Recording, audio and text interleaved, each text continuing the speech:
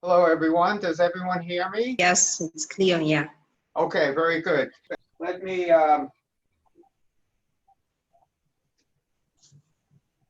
share my screen from this board.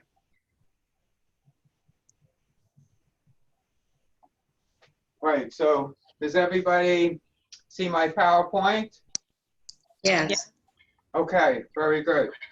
So this is the agenda. Start with the introduction. Why do we do questionnaires? We'll talk about scales, the type of questions to avoid, and then we're going to talk about the differences between perceptions, attitudes, knowledge, and opinions, and see what's up with that.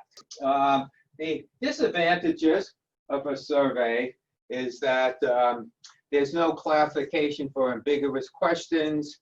There may be inadequate motivation to respond. Someone could start a survey and all of a sudden say, this is not for me, and skip the rest of the questions. Something obviously we'll talk about today is that we could have poorly worded questions, and the most important thing about a questionnaire, you have all these answers, but it doesn't answer why the participant answered it the way he or she did. And one thing, if I could diverge, one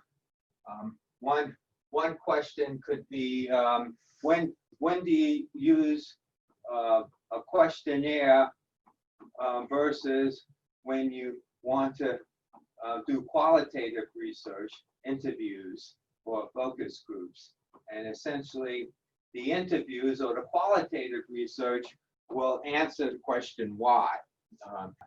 So I want you to look at this slide. So essentially, what do you measure?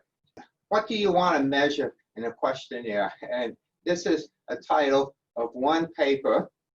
I found it interesting that these authors a survey of perception, knowledge, awareness, and attitude. So, but I would be interested to know what kind of questions these authors develop in order to assess perceptions, knowledge, awareness, and attitude. I want to ask you is what does KAP stand for? It's changing. Changing. What do you want to change? It could help in prevention of a certain problem, like the smoking. And most of people know that smoking. Oh, okay. A certain. I was going to ask you, what do you mean by a certain problem? The example you're using is a certain behavior, right? Yeah. Worthwhile and maybe a little entertaining. Okay. Thank you so much.